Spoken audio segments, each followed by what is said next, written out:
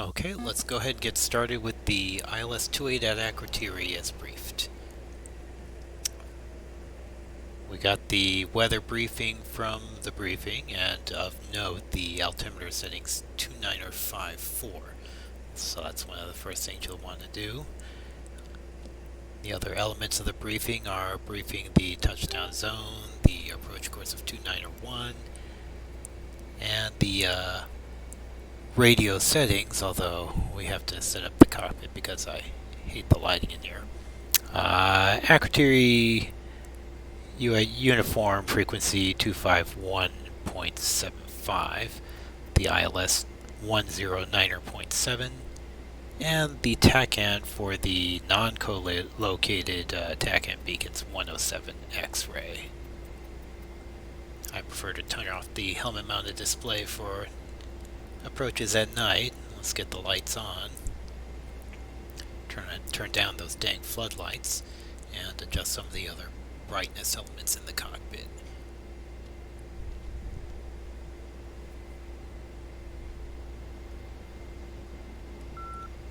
Okay, we'll take a listen to the radios, make sure we're tuned in and receiving them properly. We can see we've got a TACAN signal, we could hear the Morse code, and we've dialed in the inbound heading of about 010. Let's turn down the dang symbology brightness on these things too.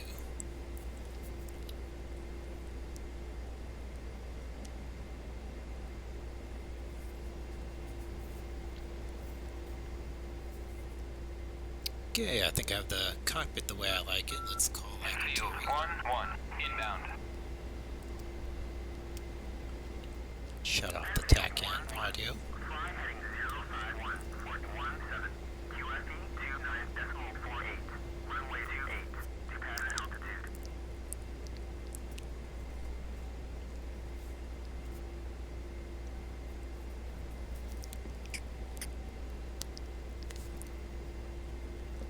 Okay, so we'll fly this heading inbound to Akrotiri. Excuse me, we'll fly this course inbound to Akrotiri at or above 3,000 feet.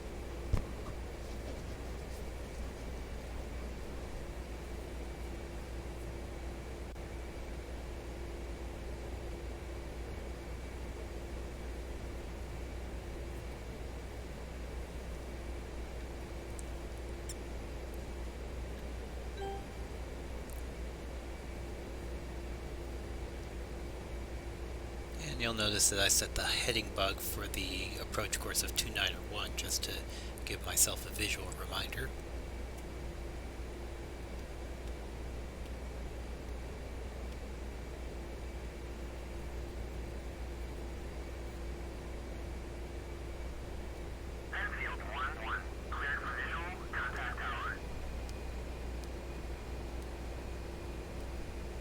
Oops, forgot to turn the countermeasures to standby.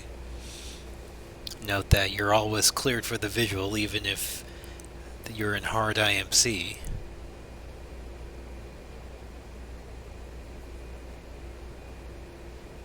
Okay, so we're looking good. We're going to be prepared to make our outbound turn to do a course of about 110.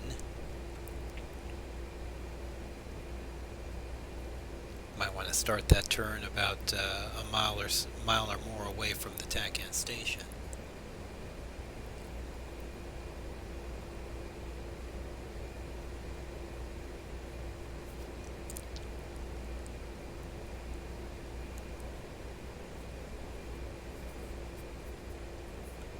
Okay, so notice I've turned the course arrow to the inbound course because I'm getting prepped to tune into the ILS.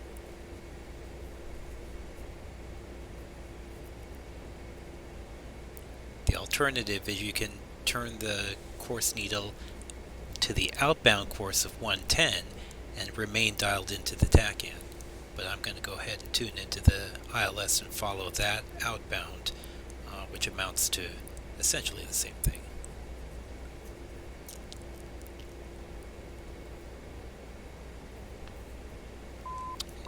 And the localizer is active. We can see we're to the right of the outbound course. And remember, this close to the runway, the indications are pretty sensitive. While all this is happening, we should be descending to about no lower than 2,500 feet. You can see I've actually dropped below that a little. Bad me. Now I'm trying to catch the outbound course.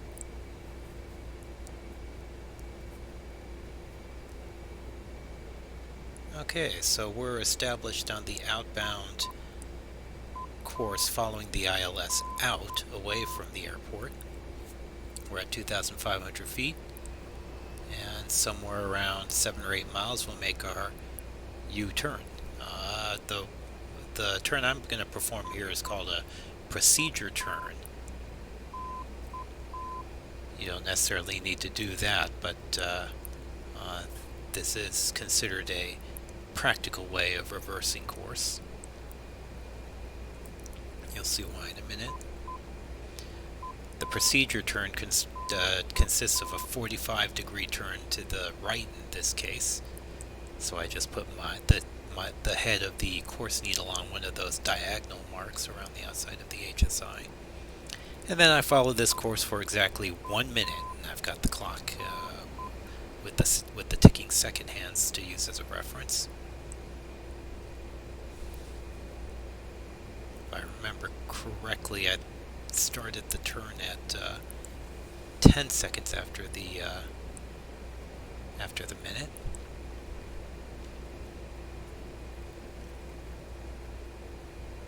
And then once a minute passes, I'll make a 180-degree turn to the left.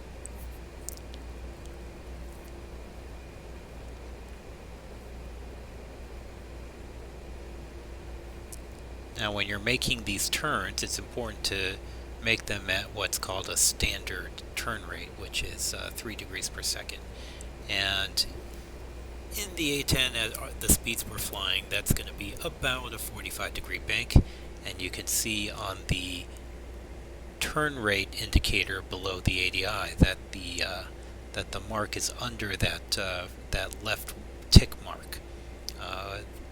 When you're turning fast enough to be a standard rate turn, that tick mark will be lined up with the indicator.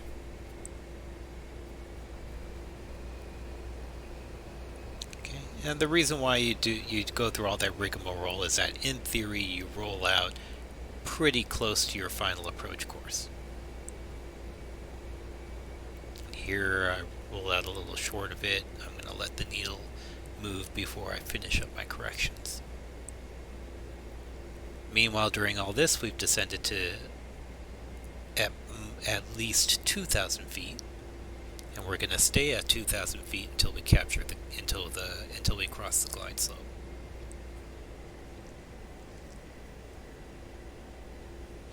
Okay, localizer's active, so let's get established.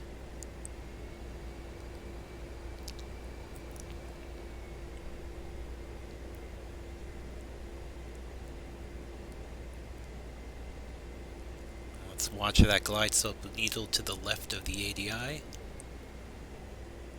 And glide slope's alive, it's coming down.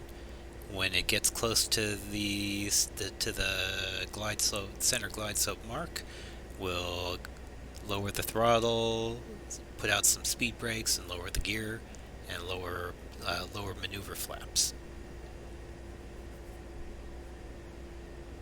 And you can see we've already slowed down to a speed where that's practical.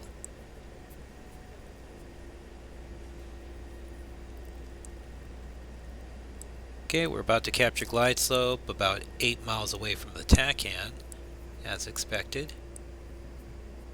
So as we cross the glide slope, we'll start our landing checklist. Landing gear down.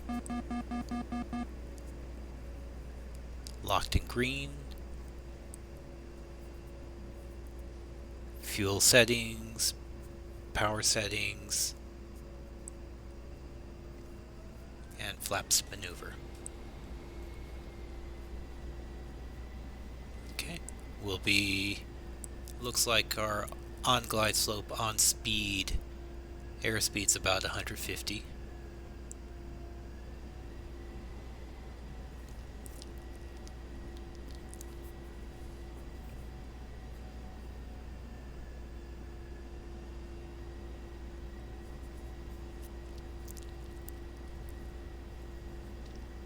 And at this airspeed, we'll look to have a descent rate of something on the order of 600 or 700 feet per minute. Infield 1-1, request landing. Infield 1-1, clear to land, runway 28. So the minimum descent altitude is, the decision altitude is going to be 200 feet AGL. Since the touchdown zone's at 70 feet, our decision altitude will be 270 feet. So as I'm doing the approach, I like to count down to remind myself of what the decision altitude is. So our altitude is 800 for 270.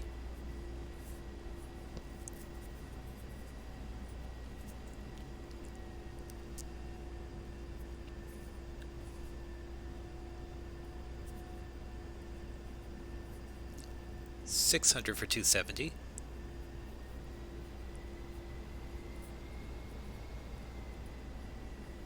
Altitude. 400 for 270. I got approach lights. Don't have the runway yet.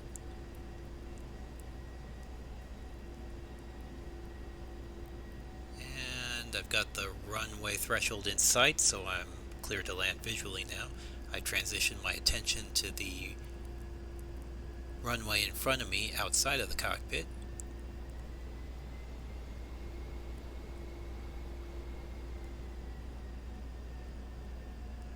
And I will treat you to one of my uglier landings.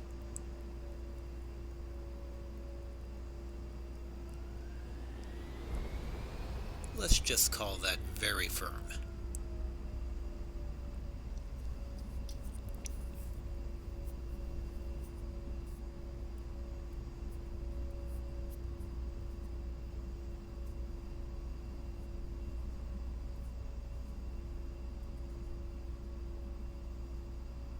Okay, I hope you find that demonstration helpful. As always, shoot me any questions, and have a safe day.